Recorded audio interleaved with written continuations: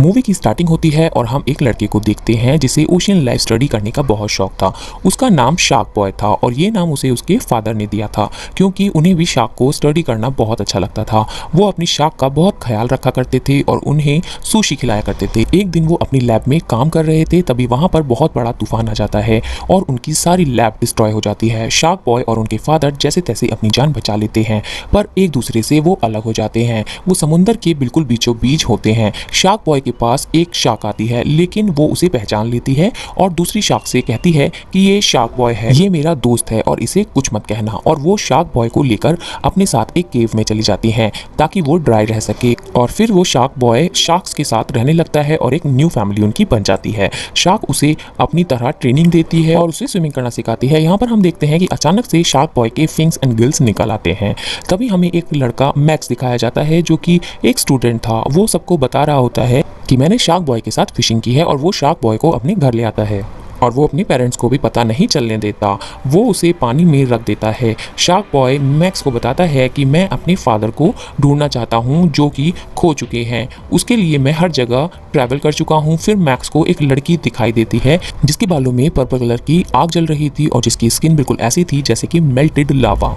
उस लड़की का नाम वो लावा गर्ल रख देता है। वो मैक्स को बताती है कि वो शार्क बॉय के साथ एक जगह को बचाना चाहती है जहाँ पर बहुत तबाही हो रही है। उसके बाद शार्क बॉय और लावा गर्ल वहाँ से चले जाते हैं। असल में ये कहानी मैक्स अपने क्लास में सुना रहा होता है, तो बच्चे उससे कहते हैं कि तुम्हें ये टास्क दिया गया था, तुम असली कहानी सुनाओ। और मैक्स कहता है कि ये असली ही कहानी है, सिर्फ एक लड़की उस पर बिलीव करती है, लेकिन बाकी सारी क्लास कहती है कि तुम अगर सच्चे हो तो किसी दिन लावा गर्ल और शार्क बॉय को हमारी क्लास में लेकर आओ। तो मैक्स इस पर कहता है कि मैंने उन्हें बहुत दिनों से नहीं देखा है, वो लोग कहीं चले गए हैं। तो इस बात पर सारी क्लास उनका मजाक उड़ाने लगती है। मैक्स अपनी डायरी में लिख देता है नो ड्रीमिंग, मतलब आइंदा से वो कोई ख्वाब नहीं देखेगा। दरअसल मैक्स एक डायरी लिखता है जिसमें कि वो अपने सारे ड्रीम्स लिखता है जो वो आगे करना चाहता है। वो अपनी लाइफ में उन ड्रीम्स को पूरा करना चाहता था, लेकिन जैसे ही वो अपने क्लासरूम से बाहर निकलता है बाकी के स्टूडेंट उसका मजाक उड़ाते हैं और उससे उसकी डायरी छीन लेते हैं।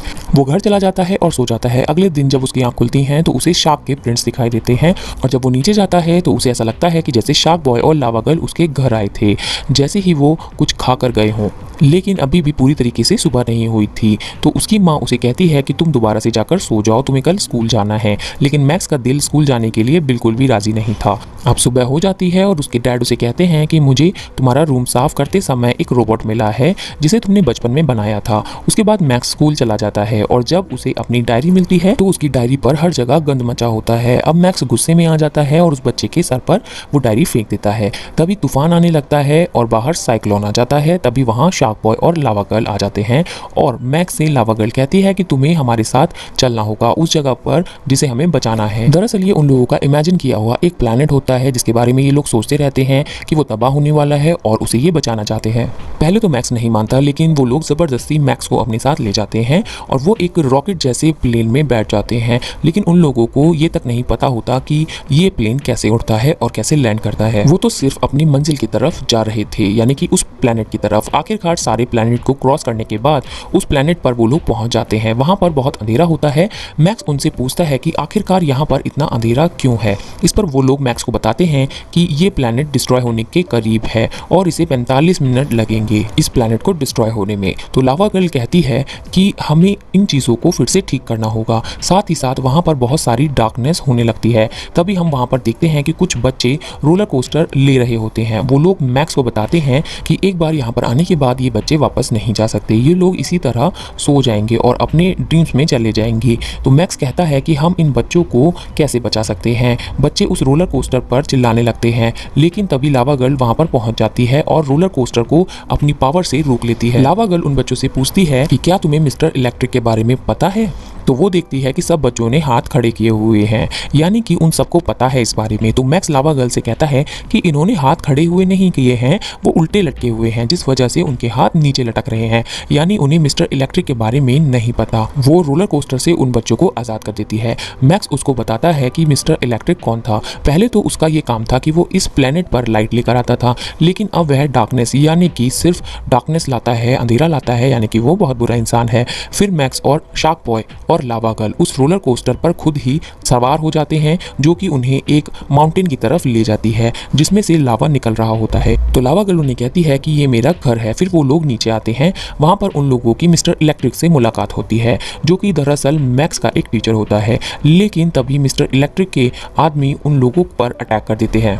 शार्क बॉय और लावा गर्ल उनसे लड़ने लगते हैं। मैक्स वहाँ पर मौजूद एक प्लग निकाल देता है, जिससे शार्क बॉय पूछता है कि क्या ये प्लग निकालने से सब ठीक हो जाएगा, लेकिन लावा गर्ल कहती है कि वो लोग ऐसे नहीं मरने वाले। लावा गर्ल शार्क बॉय से कहती है कि तुम मिस्टर इलेक्ट्रिक को अपनी पावर दिखा दो कि तुम असल में क्या कर सकते हो, क्योंकि हमारे पास हमारे सीक्रेट वेपन्स भी तो हैं। लेकिन शार्क बॉय और लावा गर्ल मैक्स से कहते हैं कि तुम अपने ड्रीम्स को याद करो, हो सकता है हमारी कुछ हेल्प हो जाए। तो मैक्स कहता है मुझे तो अपने आधे से ज़्यादा ड्रीम्स याद ही नहीं है, इसलिए तो मैं अपनी डायरी में लिखा करता था। लेकिन मिस्टर इलेक्ट्रिक उन तीनों को वहाँ से उठाकर दूर फेंक देता है और वो तीनों टाइम ट्रैवलिंग करने लगते हैं। शार्क बॉय मैक्स को बताता है कि दूसरी तरफ एक ऐसी लेयर है जो कि तुम्हारे ड्रीम्स को रिवर्स कर सकती है, इसलिए तुम्हारा उन ड्रीम्स को याद करना बहुत ज़रूरी है। इसी वजह से हम मिस्टर इलेक्ट्रिक को रोक सकते हैं। लेकिन इस तरह वो तीनों ड्रीम ग्रेवयार्ड में गिर जाते हैं। दूसरी तरफ हम मिस्टर इलेक्ट्रिक को देखते हैं, जिससे कोई पावर कह रही थी कि ऑल ड्रीम्स खत्म हो जाने चाहिए और सब बच्चे उठ जाने चाहिए।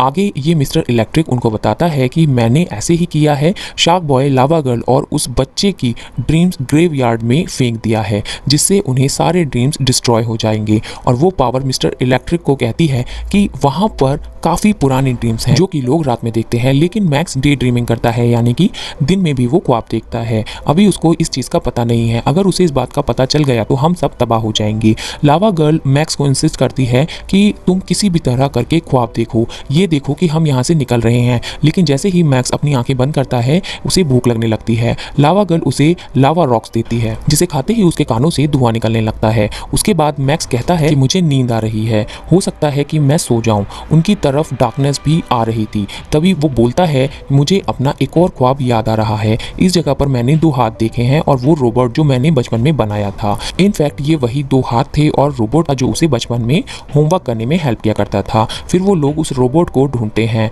मैक्स उस रोबोट को जाकर पूछता है कि हम इस प्लैनेट को कैसे बचा सकते हैं। तो वो रोबोट भी आके यही बताता है कि अगर तुम सो जाओ तो तुम्हारे ड्रीम्स ही तुम लोगों को यहाँ से निकाल सकते हैं, लेकिन तुम्हें यहाँ नहीं सोना है। वो रोबोट उसे कहता है कि तुम अगर मिल्क और कुकीज़ की लाइन में चले जाओ तो हो सकता है कि लोगों से तुम्हें कोई मदद मिल जाए। अब क्योंकि रोबोट मूव नहीं कर सकता था, तो शार्क बॉय उसकी आंख पर मूव करता है और उनको बताता है कि कुछ ड्रीम इतने असली होते हैं, वो वाकई में रियलिटी से बन जाते हैं। जैसे ये शार्क बॉय और लावा गर्ल वो रोबोट की आंख पर ट्रैवलिंग कर रहे हैं। वो लोग ट्रेन ऑफ थॉट्स के ऊपर भी पहुंच जाते हैं।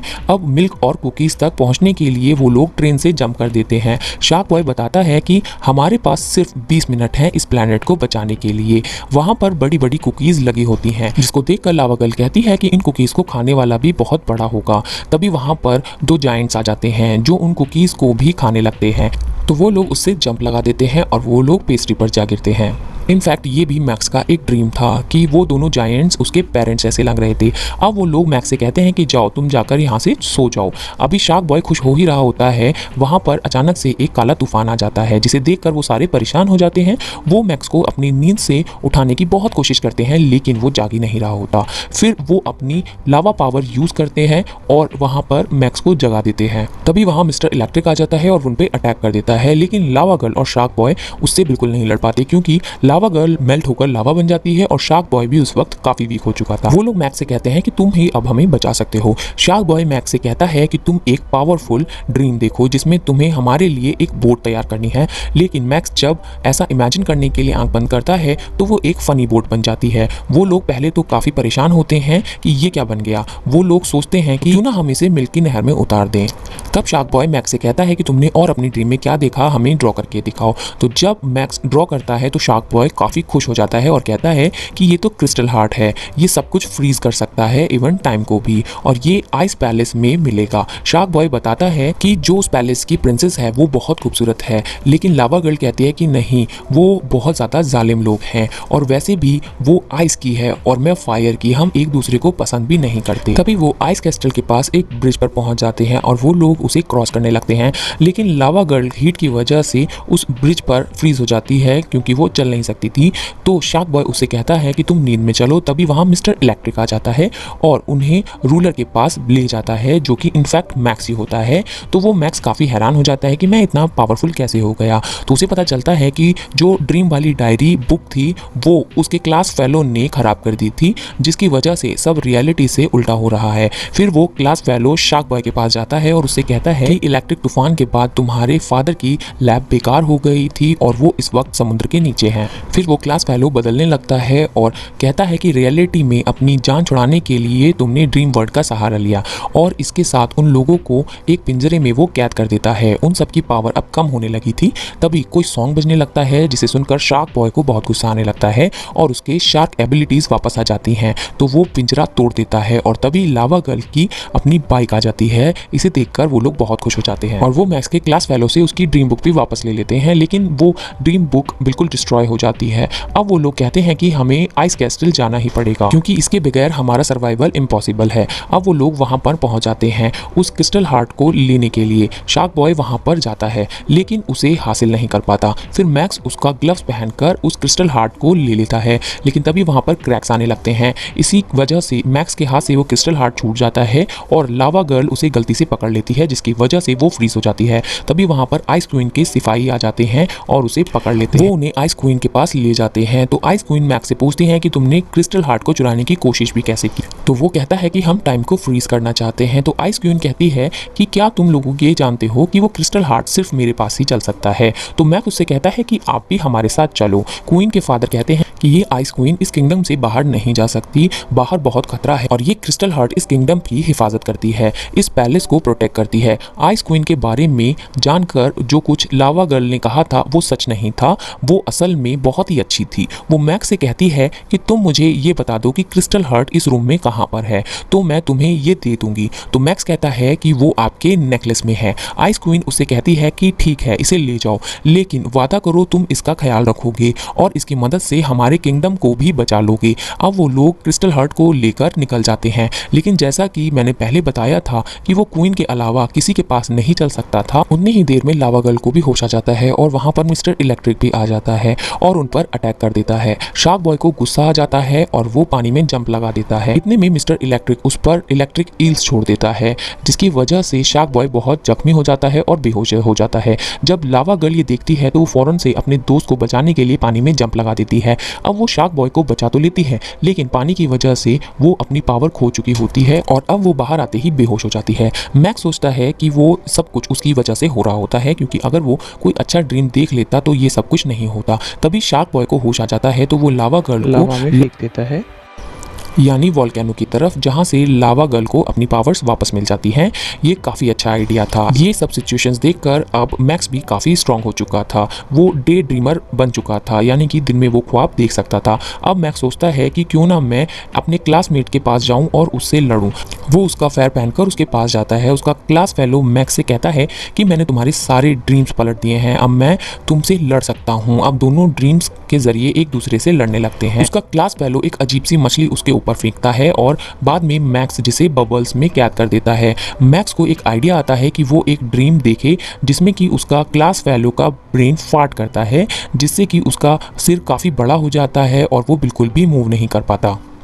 दूसरी तरफ शार्क बॉय को भी एक आइडिया आता है। वो मिस्टर इलेक्ट्रिक को पानी में डाल देता है, जिसके बाद काफ़ी ज़्यादा शार्क उस पर अटैक कर देती हैं। उतनी देर में मैक्स अपने क्लास फेलो से कहता है, देखो दुश्मनी से कुछ फ़ायदा नहीं होगा और ना ही कुछ हासिल होता है। हम लड़ेंगे तो हम मर जाएंगे, लेकिन यहीं अगर हम मिलकर रहें तो एक दूसरे के साथ हम इस दुनिया को बचा सकते। मैक्स उसकी तरफ हाथ आगे बढ़ाता है और सुलह करता है, लेकिन उससे पहले उसका क्लास फेलो नीचे गिर जाता है। अब मैक्स उसे बचा लेता है। उसे कहता है कि देखो दूसरे के ड्रीम्स में मत आओ, इस तरह दूसरों के ड्रीम्स खराब हो सकते हैं और रियलिटी पर असर पड़ता है। और इसके बाद अचानक से लावा गर्ल के पास लाइट पावर आ जाती है और शार्क बॉय भी किंग ऑफ ओशियन बन जाता है।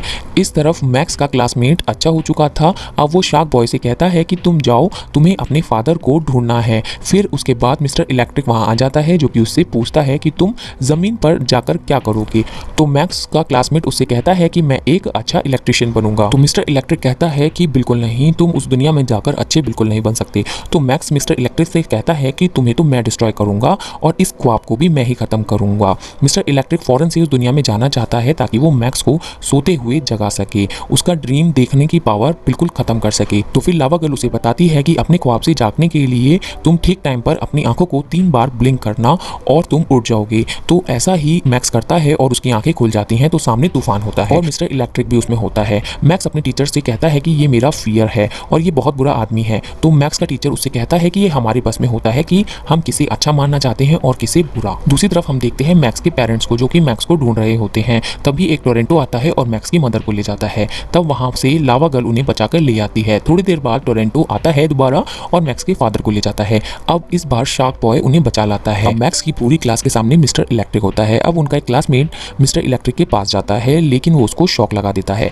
अब मैक्स कहता है कि हमें अपने ड्रीम से आइस क्वीन को बाहर लाना होगा, क्योंकि उसके पास वो क्रिस्टल हार्ट है जो कि मिस्टर इलेक्ट्रिक को हमेशा के लिए फ्रीज कर सकता है।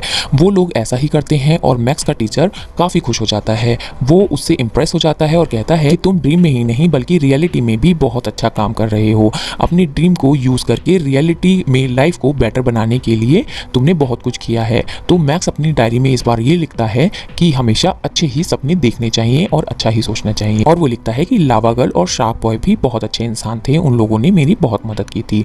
और वो मोरल ऑफ स्टोरी भी लिखता है कि हमेशा अच्छे ड्रीम देखना चाहिए और उन्हें रियल लाइफ को बेहतर बनाने के लिए इम्प्लीमेंट करना चाहिए और इस पर बहुत मेहनत भी करनी चाहिए, तभी आपको इसका फल मिलेगा, यानी कि तभी आपको इस बात का रिवॉर्ड मिलता है। और इसी के साथ ये मूवी खत्म हो जाती है।